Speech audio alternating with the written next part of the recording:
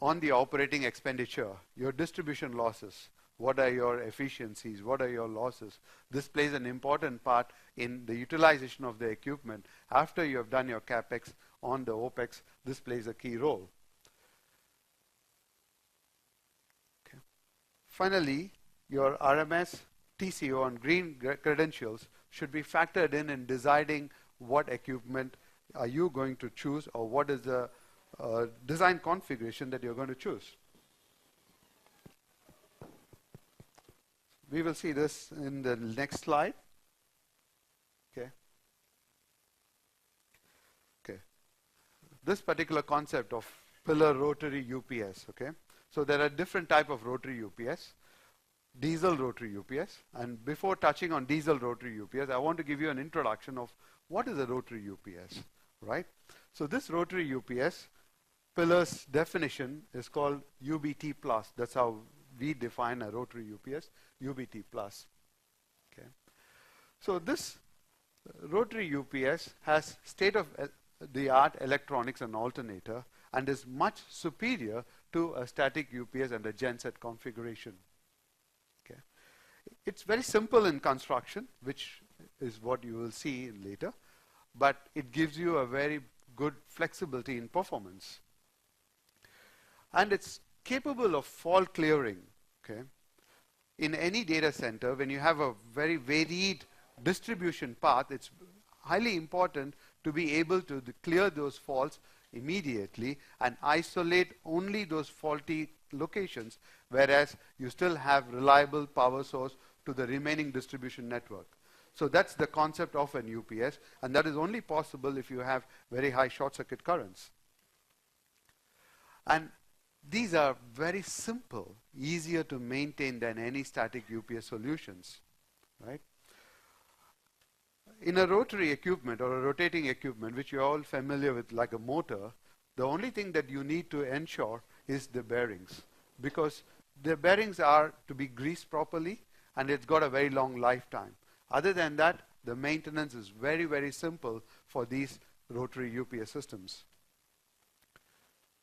And of course, you don't have to have these monthly visits or bi-monthly visits for battery and static UPS, which of course avoids a lot of manpower coming into the data center and creating nuisance.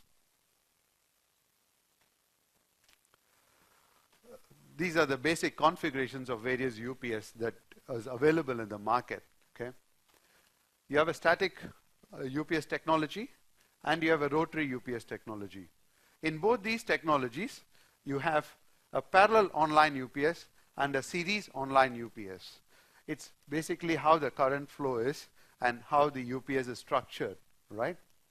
In a rotary UPS, again, you have a parallel online and you have a series online, right? Pillar has almost every different configuration and topology. We make static as well as rotary, so we understand this pretty much better than any other manufacturer. Okay. The pillar rotary UPS is mainly talking on this parallel online technology. That's the pillar rotary UPS. Okay. As I said, it looks pretty complex, but it's very, very simple. This is the basic single line diagram of a rotary UPS, right? What do you have? Only a few components, right? A few breakers, an input, output breaker, and a bypass breaker. You have a coupling choke. You have a uniblock machine, okay?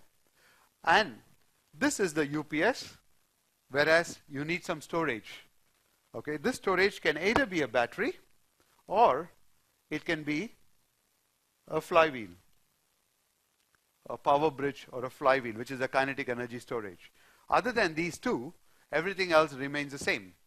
Okay, so go back. Okay, everything else remains the same. Whether it's a battery backed up system or a kinetic energy backed up system, the system still remains the same. But what is amazing here that you have to note is look at this particular chart on the product range. Okay, in a frequency of 50 hertz, you are able to have a UPS which can range from 380 volts to 25 kV as input voltage. You can have a medium voltage UPS, you can have a low voltage UPS. And the unit ratings are 500 kilowatt to 2 megawatt. A single UPS can go up to the range of 2 megawatt power, and the smallest unit being 500 kilowatt. In 60 hertz, which is not applicable to Bangladesh, we can go up to 2.7 MVA.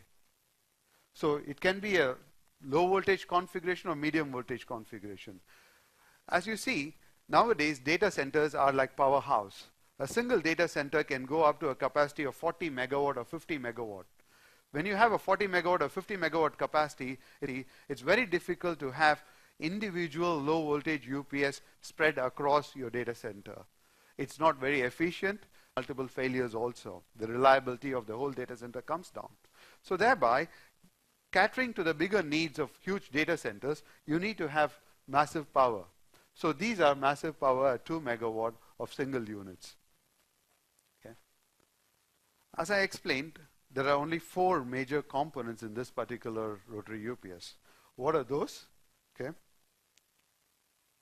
The coupling choke, okay, the generator, uniblock machine, and battery or power bridge. Okay. Everything goes into a small cubicle here. Okay. Something very amazing. You've always seen rotating equipment, you've always seen on horizontally mounted. Whereas these 2 rotating machines, okay, which is the flywheel as well as the uniblock machine, are vertically mounted. So when you vertically mount these machines, you're getting advantage of very less space occupation, number 1. Number 2, it's also very easy for the heat dissipation, right? We believe in a concept of not using any external cooling fans. Why? Because these cooling fans are troublemakers. So we have a system here whereby the air can be taken out without any external cooling fans. So the system has been designed so well, right, without having external cooling fans. So these are vertical machines. Okay. So what we are talking about is a rotary UPS with an external genset for a long-term power supply. Okay. Having seen those key components, it's very important to know what are these key components and what does it comprise of. This is a uniblock machine. Okay. This is a uniblock machine. This machine runs 365 days, 24 hours continuously because these are dynamic UPS. Okay. In a dynamic UPS, this synchronous machine runs continuously. Okay. So these are highly efficient machine, but very unique in a way that it has got only one shaft, and in one shaft you have both the motor and the generator winding. In a single shaft, it has got both the motor and the generator winding. That uniqueness increases the efficiency of the whole system. Low impedance of the machine allows to generate a very high fault clearing currents. Simple and very highly reliable bearing arrangement. These machines, as I said, they work 365 days, 24 hours. However, the requirement for these bearing changes are more than once in 12 years to 13 years time. Simple bearing arrangements, and these bearing arrangements can be replaced at your own data center or your own factory just by an engineer to come down and do. You don't have any massive equipment moving out of the factory. Brushless excitation, inherent harmonic suppression. Another disadvantage of static UPS is the static UPS itself generates a huge harmonic current. Thereby you need some other devices to reduce your harmonic current, which is being caused by a static UPS. Whereas these devices are having no harmonics. Okay? And then there's a built-in fan. So on the top, you have a built-in fan on the shaft itself, no separate fan, and these are shaft-mounted fans which cools the entire system. This is the most interesting concept of a diesel rotary UPS or a rotary UPS. What is this? This is a storage. You must have seen in big data centers, people allocate huge rooms to store their batteries.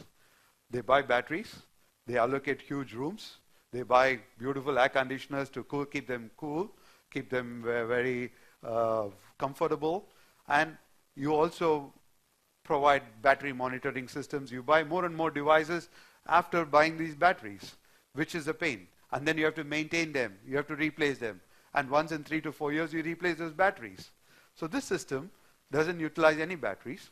Okay? You're able to maintain these flywheels, and these flywheels are huge and massive power storage device.